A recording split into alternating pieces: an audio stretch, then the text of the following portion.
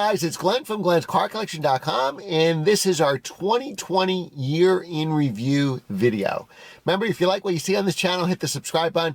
If you're already a subscriber, hit the notification bell. I post 3 videos a week, and you're not going to get those videos unless you hit the notification bell.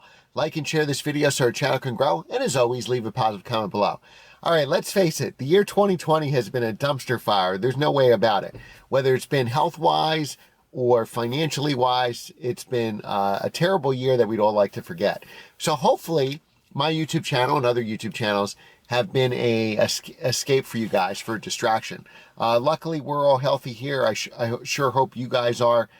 Financially, this has been my worst year ever. I think I made more money as a paper route. Basically, 2020 killed every real estate deal I was working on. Since nobody's in office buildings anymore, everybody's working from home. Even my industrial buildings got put on hold because of the uncertainty in the economy. I literally am living off my savings and making nothing this year. So hopefully 2021 will be a better year for all of us. So we did have a lot of cool cars. So this was a challenging year for cars too, because of COVID and reviewing other people's cars, which I really couldn't do. Didn't get any press cars this year because of COVID. So it was really challenging finding content and reviewing cars.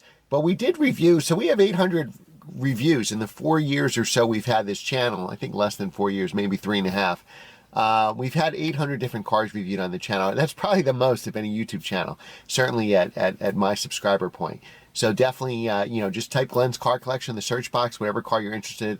I'm sure I've either owned that car or done a video review of it. But there were a lot of memorable cars for a short year for reviewing cars. We did do some amazing cars. I'll call these all driver's cars. And that's what I try to do on my channel. So my Jeep Grand Cherokee, believe it or not, when I post a video on that, gets more views than anything because I guess it appeals to more people. But obviously I like doing driver's cars, cars enthusiast cars. So we did some amazing cars. And some of these cars did surprise me. So before we get into what cars we've done, we have our BMW 1M now we've owned for 6 years. I think that car is a keeper.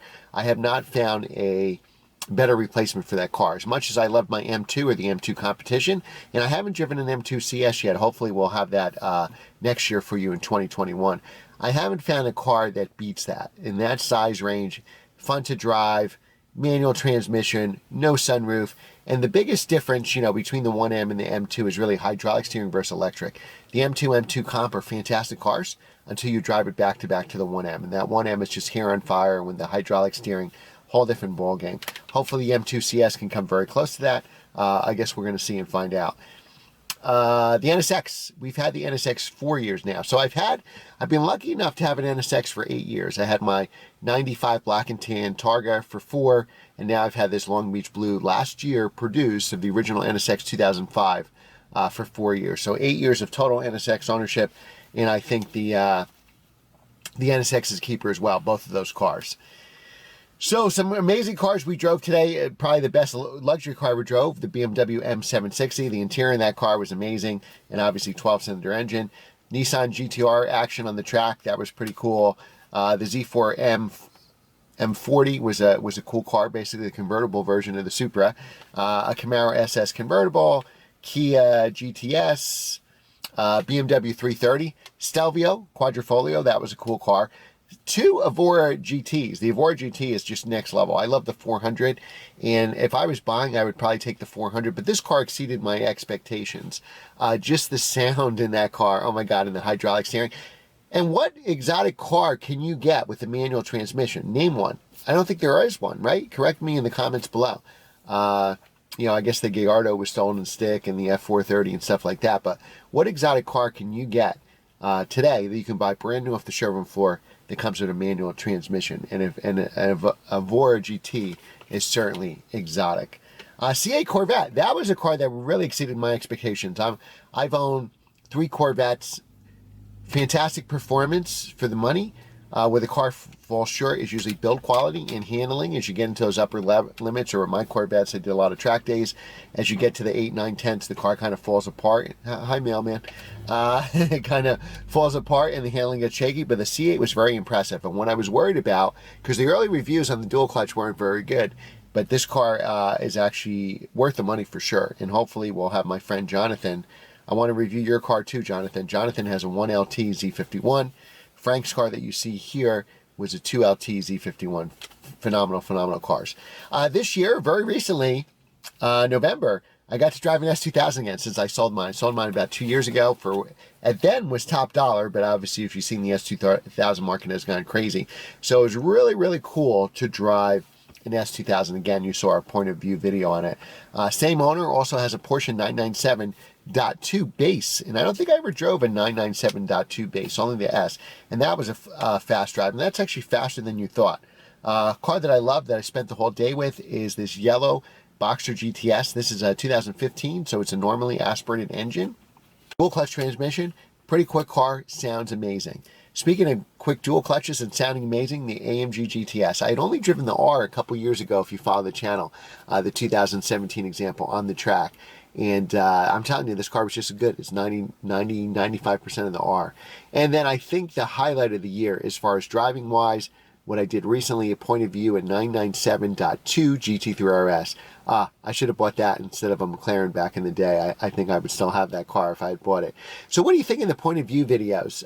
You know, when I strap on the GoPro and drive it from here instead of doing a review where I'm talking to you and then have a lot of B-roll thrown in. Do you prefer that I just drive with the point of view camera so you feel how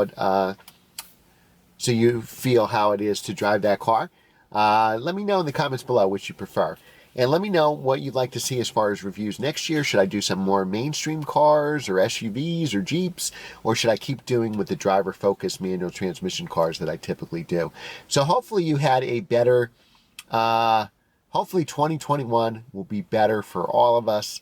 I'm going to give you a real cool montage now of all these cars that we reviewed last year.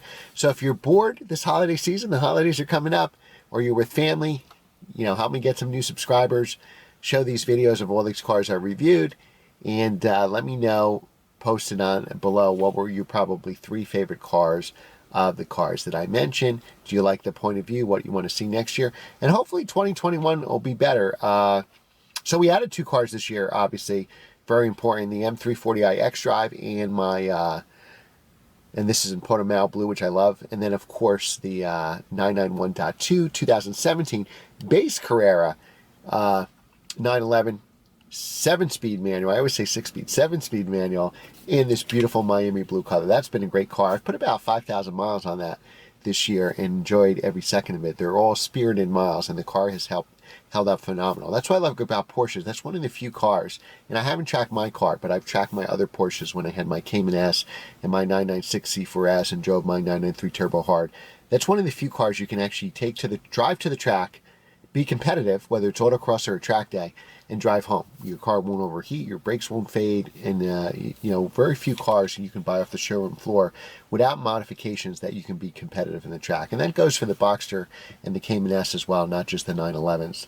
All right, guys, so watch the montage to the end, and I'll see you next time. So I hope you have a great holiday season. We'll have videos on Christmas, we'll have videos on New Year's, so the same schedule, Monday, Wednesday, Friday. Hit that notification bell after you subscribe so you don't miss it. Thanks again for watching, and I will see you next time.